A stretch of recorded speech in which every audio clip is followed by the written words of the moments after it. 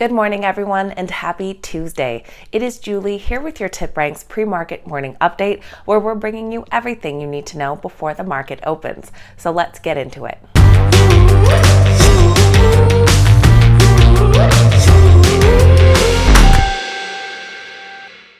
All right, guys, welcome back and thank you so much for being here.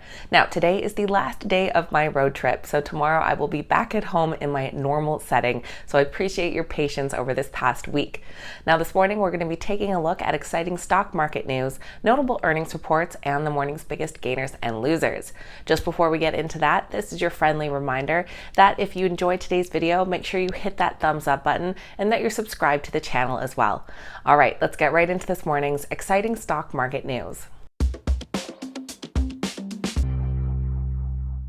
U.S. stock futures are in the green so far this morning. We have the Dow futures up 0.47%, S&P 500 futures up 0.37%, and NASDAQ futures up 0.12%.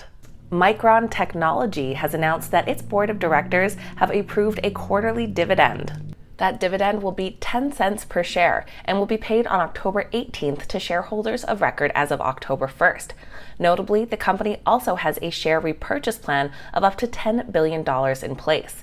Their president and CEO said that initiating a common stock dividend reflects our confidence in Micron's future and our commitment to creating compelling value for shareholders. Analysts rate the Micron stock a strong buy with an average upside of 49%. Foot Locker announced it will be acquiring Eurostar in a deal worth $750 million.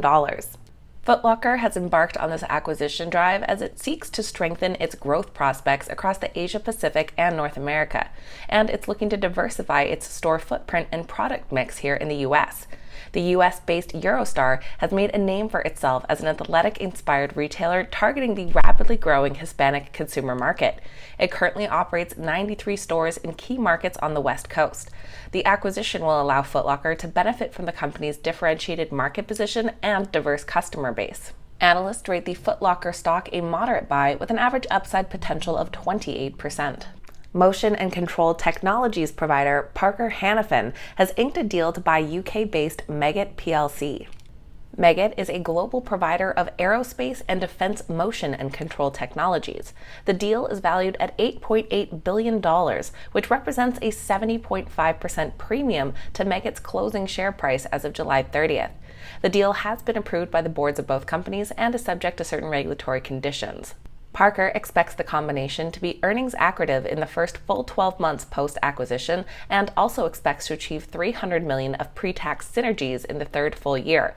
The deal will double Parker's aerospace segment and boost the proportion of its business focused on the aerospace aftermarket by 500 basis points.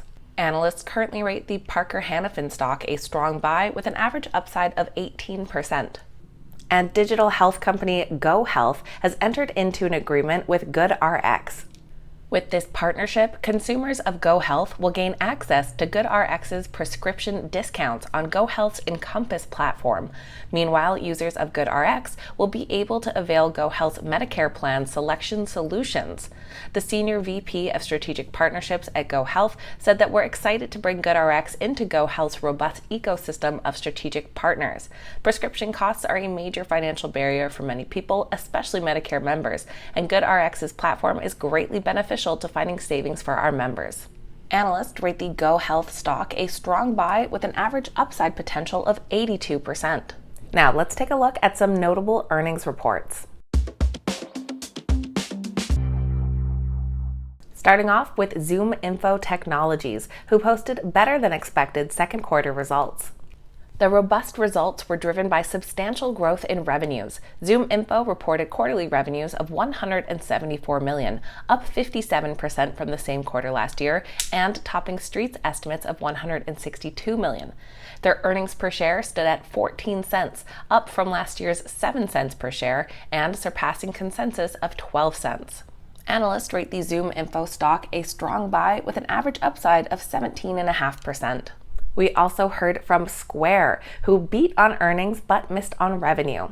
Their net revenue for the quarter was up 143% year over year to $4.68 billion, but fell short of the consensus estimates of $4.99 billion. Excluding Bitcoin revenues, their total net revenue was up 87% year over year to $1.96 billion. They also posted earnings per share of 66 cents, coming in much better than the 30 cents per share expected by the street. The Square stock is currently rated a strong buy from analysts and has an average upside of nearly 10%. And shares of Global Payments have fallen, even though the company reported better than expected second quarter results and raised their 2021 guidance. The company reported adjusted earnings of $2.04 per share, up over 55% compared to the prior year and ahead of the street's estimates of $1.89. Their adjusted revenue stood at $1.94 billion, up 28% year over year, and again ahead of analyst estimates at $1.85. Analysts rate their stock a strong buy with an average upside of 34%. Now let's take a look at which stocks are this morning's biggest gainers and losers.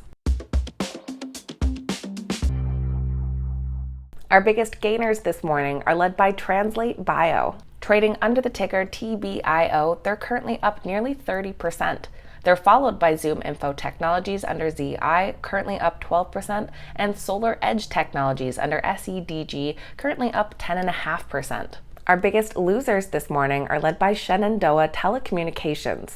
Trading under the ticker SHEN, they're down 37%. They're followed by NetEase under NTES, currently down 9%, and Clorox under CLX, down 8.9%. So that'll be everything for Tuesday's pre-market morning update, getting you up to speed with what you need to know before that opening bell. If you made it all the way to the end of today's video, make sure you hit that thumbs up button and say good morning in the comments down below. I always love hearing from you guys. Thank you all so much for watching. I hope you have a wonderful day, and I'll see you back here next time.